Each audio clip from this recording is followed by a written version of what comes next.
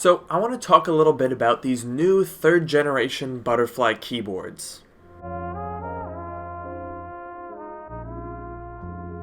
So Apple's had a troubled history with these butterfly keyboards. So far, every single one they've released has been crippled with the dust buildup sticky keys effect. From here on out, I think we're just going to call it keyboard gate, because that seems to be the easy way to deal with scandals, is to just put gate on the end of it. Thanks, Nixon. So when Apple revealed the 2018 MacBook Pros, in addition to all of the internal upgrades, we also have a new third generation keyboard. So basically, every year that the new MacBook Pros have been out has been a new generation of keyboard. The 2016 was the first gen, 2017 was revised as the second gen, and now we're on the third gen. And the third gen brings some interesting changes. So before we get into those, let's talk about how you can tell the difference between these keyboards. And the first way is, if you know that your computer is a 2016, 17, or 18, then you know that you have generation 1, 2, or 3.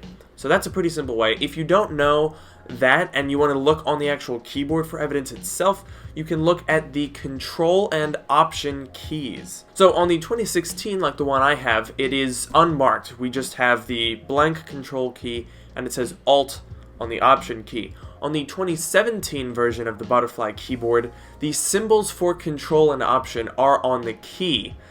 Now on the 2018, they have been changed yet again. It's a little bit more subtle. The Option symbol is now a lot taller than it used to be. So if you look at all three of those keyboards, you can kind of see which one is which.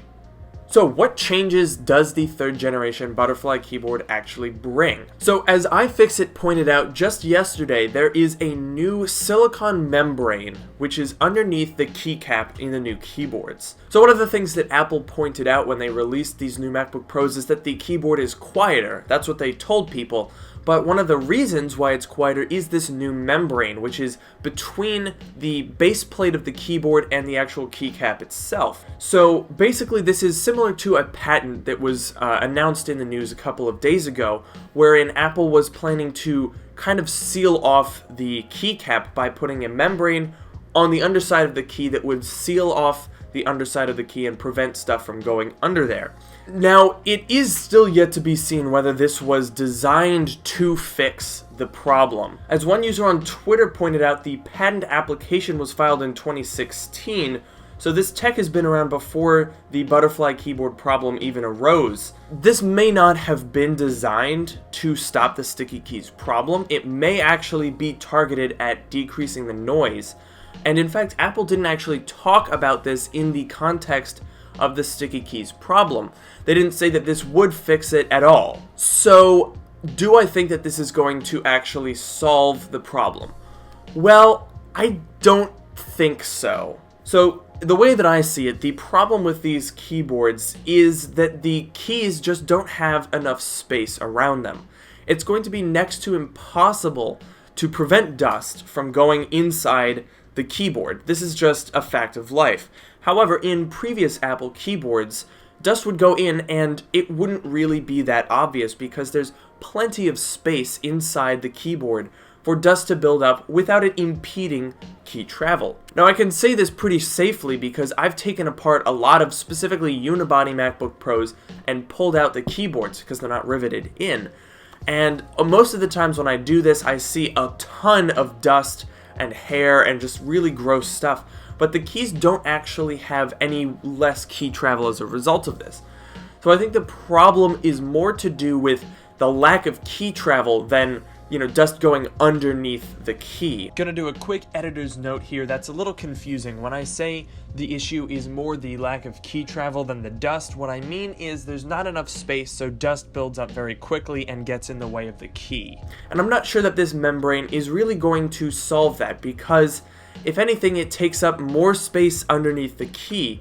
So if dust does get under there, which it probably will, I'm not sure that this membrane is going to do the best job in preventing it from building up the key. If anything, it might just create a little sticky receptacle for stuff to accumulate on, which might even make it harder to clean. So the other thing that you might be wondering at this point is, am I going to get this new generation keyboard if I take my older 2016 or 17 MacBook Pro in for repair? So already we know that the repairs are all getting the 2017 second generation version of the keyboard. So if you have a 2016 MacBook Pro and you take it in for the sticky keys problem, more than likely you're going to get it back with the second generation top case taken off the 2017 MacBook Pro. However, I'm not entirely sure that the 2018 is going to be backwards compatible. So the thing that gives me a little bit of pause is the new MacBook Pro switched to DDR4 memory, which according to Apple uses a little bit more power. So the battery capacity has been increased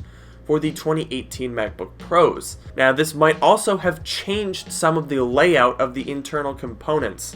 If that is the case, then I do think the 2018 top case will be different internally than the 2017 and 2016, which would prevent Apple from putting the 2018 keyboards on older models. So that's kind of an overview of what's going on with these new keyboards. I do think it's a little bit interesting, and I think it is actually going to help to make the problem perhaps a little less noticeable, but I don't think that we're quite done with Keyboard Gate. So thank you guys so much for watching this video. I hope you enjoyed. Make sure to follow me on Twitter at LukeMiani. I've got a link in the description below to the backgrounds that I use as well as my subreddit, so feel free to check both of those out. And of course, make sure to like, comment, subscribe. You know the deal. I will see you guys in the next video.